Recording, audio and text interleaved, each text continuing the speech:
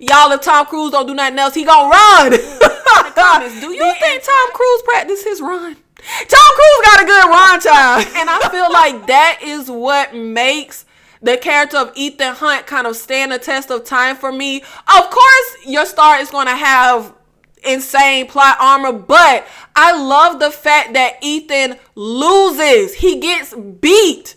He needs his team. He always is in a predicament where he needs some kind of help. He's not just a one-man army. I mean, like, he is a one-man army, but y'all know what I'm saying.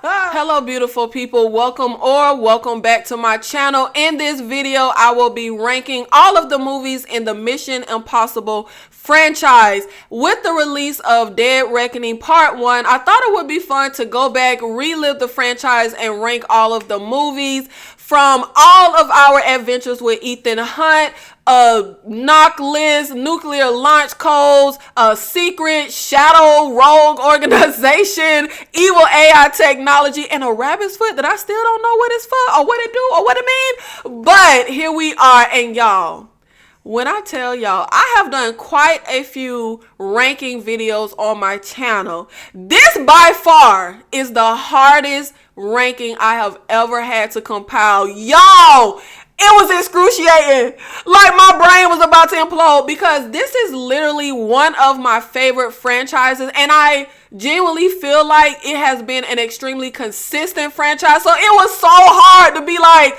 I love this movie and I love this movie and I love this movie, and which one do I love the most? Y'all, this is the hardest that I mean, I have gone back and forth, and that's why it has taken me so long after my Dead Reckoning video to finally get this video recorded, because I have been struggling. Y'all, I've been struggling so bad.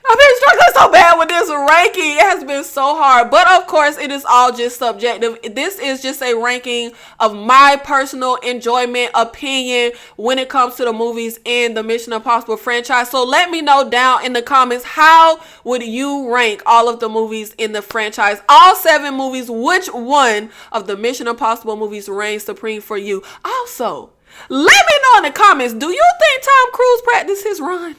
Tom Cruise got a good run time. And I'm wondering, did he practice that? But let's get right into it. No delay. Y'all, this was excruciating, but here we go. This is my list. Let's get right into ranking all 7 movies of the Mission Impossible franchise. If you haven't, make sure you check out my full video on Dead Reckoning Part 1 once you finish this video, and make sure you check out my movies ranked playlist to see all of the rankings that I have done on my channel so far. Hopefully I could talk for the rest of this video because I don't know why I keep fumbling, but here we go. Let's get right into it. Coming in at number 7 is Mission Impossible 2. Now, I have a different sort of relationship with this movie. When I first saw Mission Impossible 2 when it came out, I absolutely hated it. And when I say hate, like, I hated this movie so bad. It is the only movie in this franchise that I never saw again. I saw it once when it came out, and I literally never saw it again for the next 30 years of my life until I went to do this video. And honestly, I actually enjoyed it a lot more watching it now. I do not hate this movie like I did back in the day. I think it's okay. It's fine. I was able to get some type of enjoyment out of it. I enjoyed the villain, the actor that plays the villain. I enjoyed that villain in here. I enjoyed the opening scene, throwing the shades, having them explode. I thought that was pretty cool.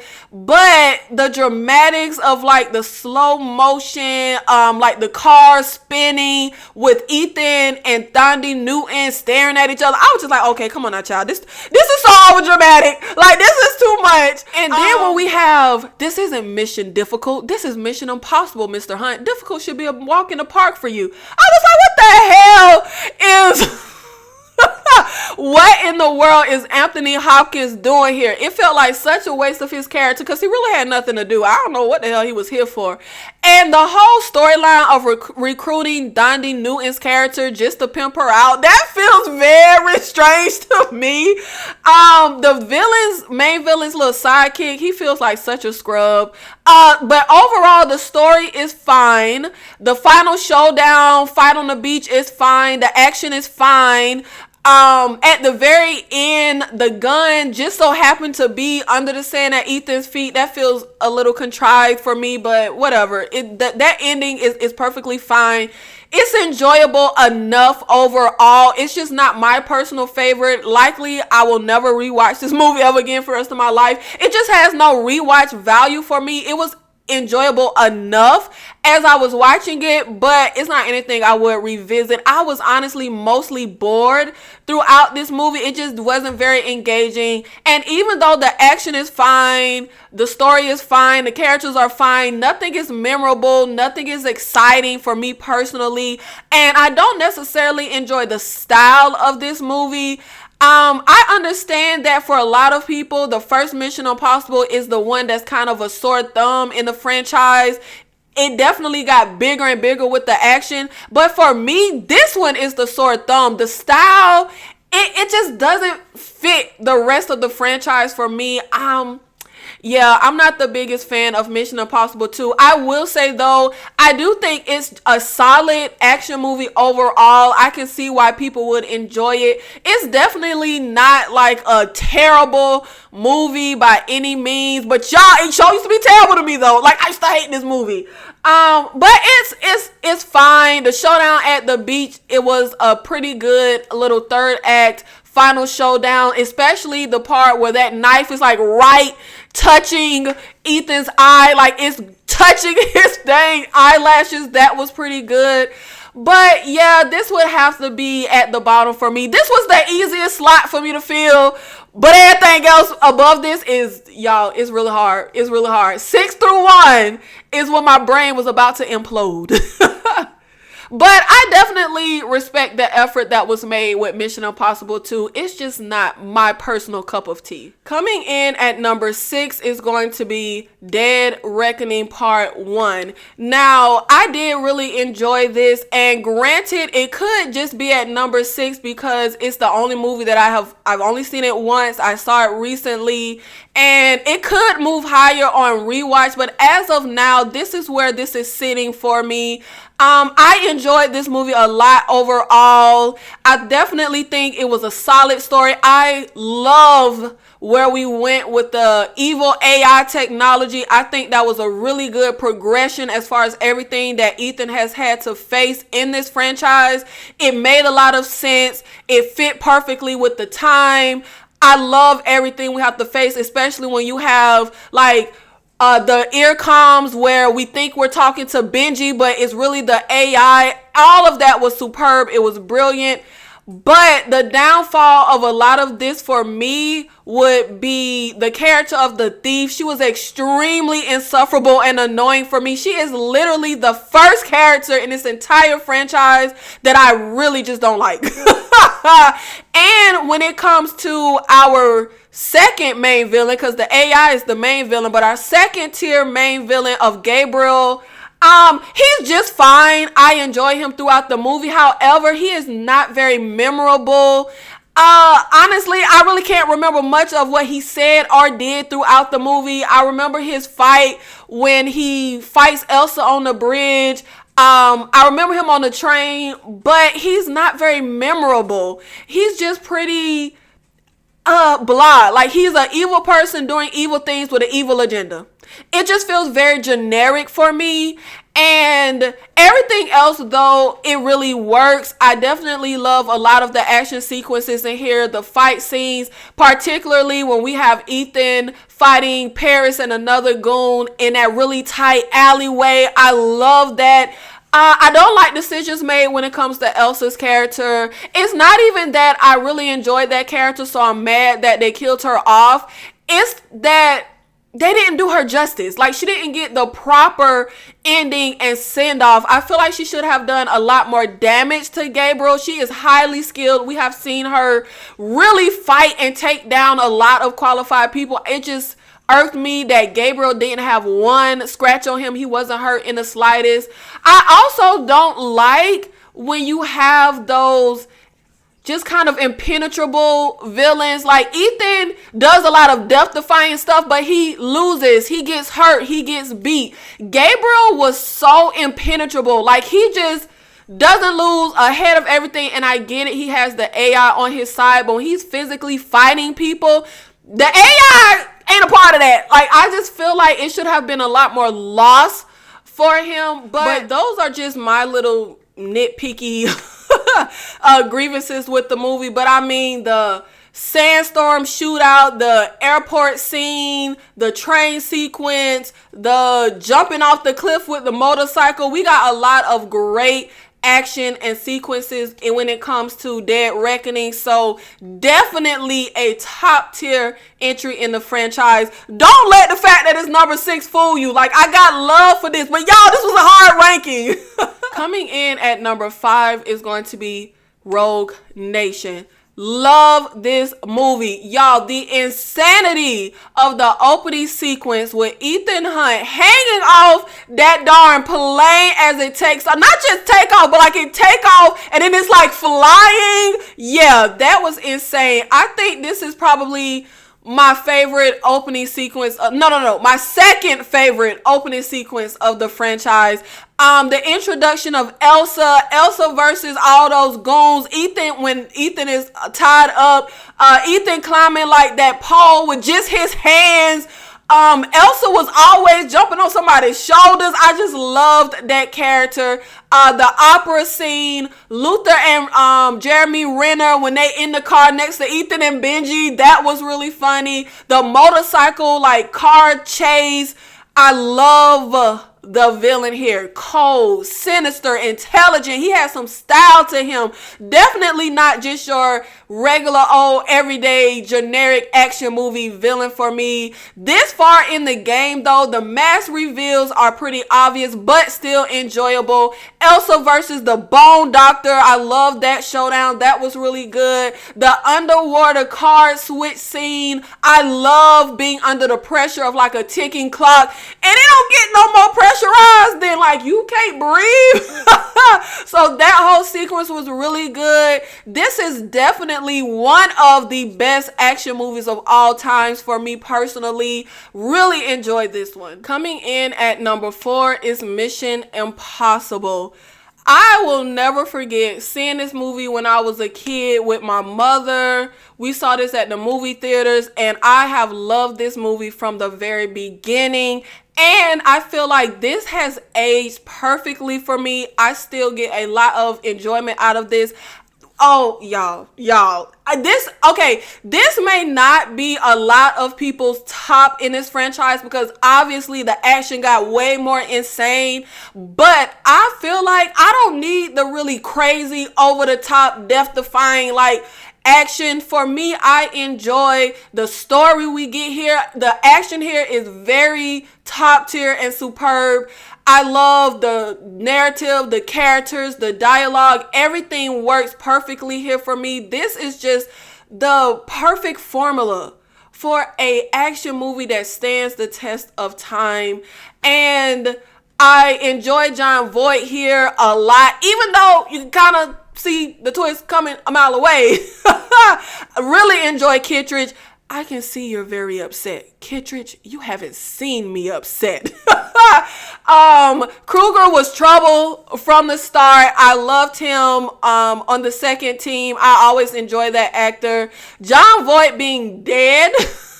His character then popping up once Ethan had the list. Come on now, child. That was so obvious. But Hunt and Kittredge, little cat and mouse kind of relationship, the phone call, the restaurant with that gum explosion. I love that restaurant scene so much. That is one of the best action scenes from an action movie when they're in the restaurant after Ethan's team has been killed. And he starts to point out the second team that was there and the agents that are now here in the restaurant. And he throws that gum on the fish tank and the guy's looking like and it explodes. And you see Ethan Hunt running with the water coming. Y'all, that scene lives rent free in my head. The train sequence was really good. Jim and Ethan on top of the speeding freaking train. The helicopter inside the tunnel. The helicopter explosion that tosses Ethan onto the train with with the blade of the helicopter stopping like inches from his neck, and the guy on the train like fainting when he sees this whole thing. The elevator death at the top with the first team. I love just the spy, espionage, thriller action that we get here. Like I said, the twists are all painfully obvious. I mean, I was like 10 years old and I could call it, so but that doesn't hurt the enjoyment of the movie for me. We got some amazing action stunts in this movie, near perfect spy action thriller movie. The breaking into Langley to get into that computer vault where we're dropping Ethan down on the rope, and we have Kruger up top, and he freaking has the rat coming, and he drops Ethan, and he stops like inches from the ground. You see the sweat dripping down, and then when we think we're free and clear, and he drops that freaking knife. He was effing up from the start, okay? But y'all, am I slow? Why did Jim kill his wife? I never understood that. Jim, why you shot your wife, bro? Now, coming in at number 3, we are at the top 3 of this franchise. Y'all, this was so hard. But I stand by my list, okay? I stand by my ranking. Coming in at number 3 is going to be Ghost Protocol. I enjoyed the intro on this with the agent jumping off the roof. I enjoyed the prison break sequence. Paula Patton's character was badass, and I believe her character. She was definitely a great addition. And my only critique is, why the hell did we only get her character for one movie? She definitely should have come back as part of the team. The entire Benji and Ethan at the Kremlin sequence, love that so much. Ethan running outside the Kremlin as it explodes. Y'all, if Tom Cruise don't do nothing else, he gonna run. The entire scene when Ethan gets like in the van with old boy, the secretary, and his analyst Jeremy Renner. I love that whole sequence and conversation. And then when the shootout happens, everything that could possibly go wrong at that hotel when they are getting ready for the meeting to get the launch codes, the mask machine not working, Ethan climbing the building and the glove not working. I love that whole sequence of like everything going wrong that possibly could. Ethan running along the outside of the building, crashing into the room and falling with Paula Patton and Jeremy Renner catching him and hanging out the window.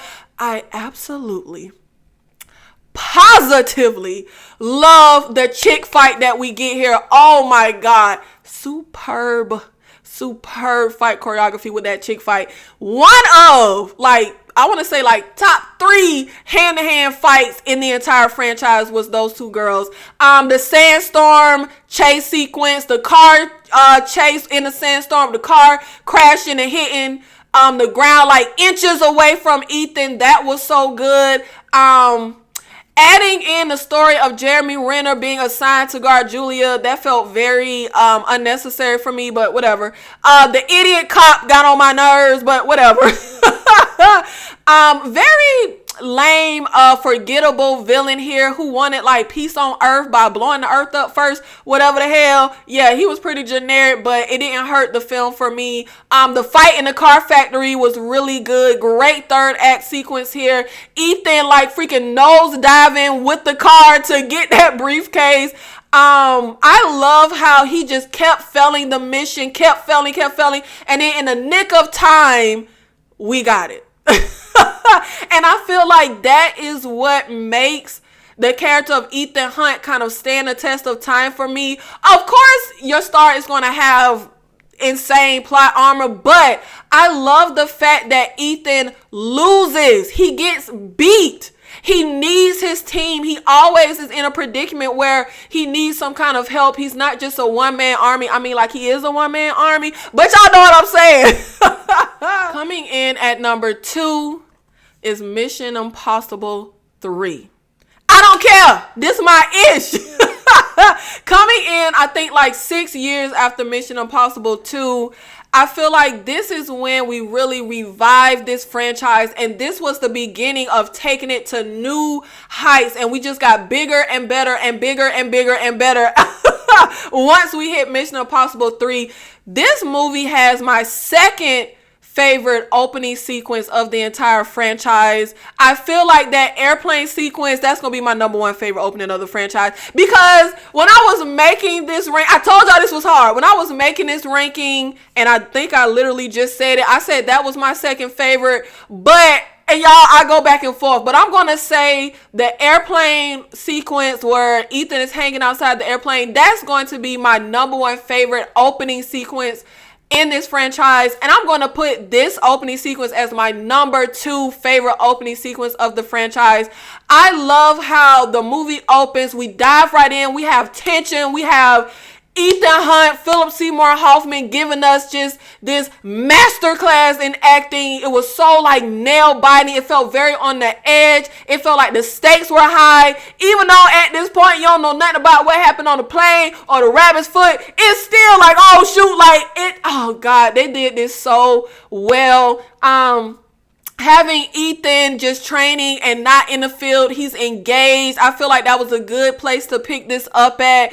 Kerry Russell's whole rescue mission scene was superb. Felicity will just always hold a special place in my heart. But she was definitely a good addition. I really liked her character. I love that whole rescue sequence, y'all. That was, oh my God, that was so good. And I just love, now I said the dramatics of the slow-mo in Mission Impossible 2 was a little too much. That was very cheesy over the top. But the dramatics of the slow-mo when Ethan is rescuing Kerry Russell's character, he tosses her the gun and she turns real slow. That ish was fly, okay? That wasn't over the top. Well, it was over the top. It was dramatic, but in a good way. The helicopter chase, the missile firing as Kerry Russell has this explosive in her head that we're trying to deal with. I love just the intensity of that whole thing. I love Lawrence Fishburne's character in here. Please do not interrupt me when I am asking rhetorical questions. Going along like the wall and then dropping off like an inch, like scaling the wall, then dropping an inch from the ground when we go grab Philip Seymour Hoffman. The airplane scene when Ethan is about to drop Philip Seymour Hoffman's character out of the plane. Y'all, this top tier villain. Top tier villain. My number one favorite villain in the whole franchise. First of all, not just because I love Philip Seymour Hoffman, rest in peace to him, but the actual villain, the cold demeanor when Ethan looks dead the F serious about dropping him out of this plane. And then the bridge sequence when Philip Seymour Hoffman gets rescued and taken out of our custody. The explosion, the car crash, the music when the chopper comes up behind Ethan, the explosion that like throws Ethan into a damn car. Yo, this bridge sequence.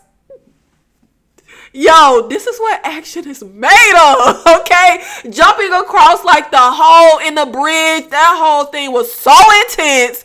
I feel like we got some big action here, but it felt like more grounded action. No like jumping off a skyscraper, just good old fashioned shootout explosion in this bridge sequence.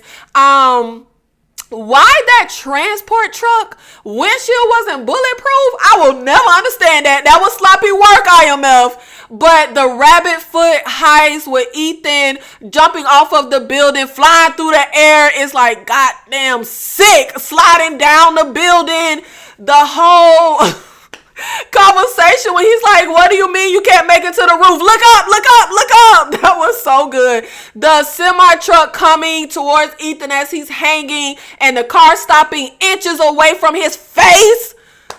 Y'all, how the hell do they film stuff like that? Because, ooh, child, Tom Cruise would put himself at some real risk, okay? The car chase shootout after we got the rabbit's foot. Julia taking out goons by herself. Ethan picked one. He picked the winner. The happy ending with Ethan sailing off into the sunset with his wife. I enjoyed that. Great tension, great pacing, great action, great story. Oh yeah, the elevator fight when Ethan breaks out of IMF custody. He's like strapped down like Hannibal Lecter. Y'all, I feel like Mission Impossible 3, I want to say this is the movie in the franchise that I have rewatched more than all of the others. Even more than my number one pick. I always am in the mood to see Mission Impossible 3. Top 2, and he ain't number 2. Coming in at number 1. The movie that is reigning supreme in this franchise for me, at least where I'm at right now, is going to be Mission Impossible Fallout. Fate whispers to the warrior, a storm is coming. And the warrior whispers back, I am the storm. Come on now, Ethan. I absolutely love the addition of Angela Bassett and Henry Cavill in here as Agent Walker. And this was my first time ever seeing Henry Cavill in anything. I never saw Superman. I never saw The Witcher. And I don't think I know anything else from him besides that. I thoroughly enjoy Agent Walker in here, so much so y'all could have brought him back for another movie, child. I mean, I don't know how y'all could have did that, because you know he died in the end, but still, that's how much I loved his character. I was like, yo, this character needs to return. The skydiving scene when Walker passes out, that whole sequence with his arrogance and then Ethan having to save him, I love that. Walker and Hunt versus Lark in the restroom. The White Widow, Ethan, Elsa, and Agent Walker fighting all the goons in the club. The Lane breakout mission in Paris when we get with the White Widow and her goons and we have to do that whole thing. The Lane fake out to set up Walker, shootout in the tunnel, meeting place, like that whole sequence. The phenomenal third act. Julia being there, I'm just like, come on now, y'all. Come on now, y'all. But it don't hurt the film. But the entire Elsa, Lane, and Benji in that house scene, oh my God, that was so superb.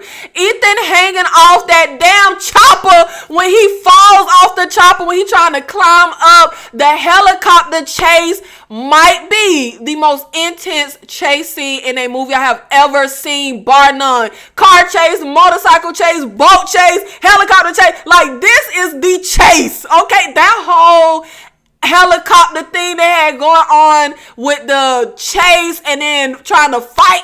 Y'all, it was crazy. It was crazy. And y'all know I love a ticking clock. And we had that bomb we was trying to like dismantle. Elsa versus Lane, Ethan versus Walker, helicopter versus helicopter. The helicopter crash, hanging off the dang side of the mountain. Yup. The stress, you can freaking feel the stress just radiating and oozing off of Ethan. Walker turning into like the Two-Faced villain. That Hook getting Walker in the damn face. They tore that nigga up. I feel like narratively this story is very strong. I love them bringing back our previous villain from the other movie, not Lark, what was his name? Lane. Love bringing him back because I really enjoyed that villain. And it doesn't feel like we just brought him back to bring him back. It felt like it had a purpose in bringing him back in this story. It fit very well. For me, right now, today, it don't get no better than Mission Impossible Fallout. Y'all, this ranking was so hard, but let me know in the comments, how did you feel about my personal ranking of the Mission Impossible franchise? Make sure you check out my full review. Make sure you check out my full review of Dead Reckoning. I be swinging my arms so much when I talk. I gotta stop because I be hitting the mic. Y'all, okay, let me get my arms together. Thank you so much for always supporting the channel. I appreciate it so much, guys. Make sure you hit like on this video. Make sure you share the videos that you enjoy. I'll see you in the next one. Thank you.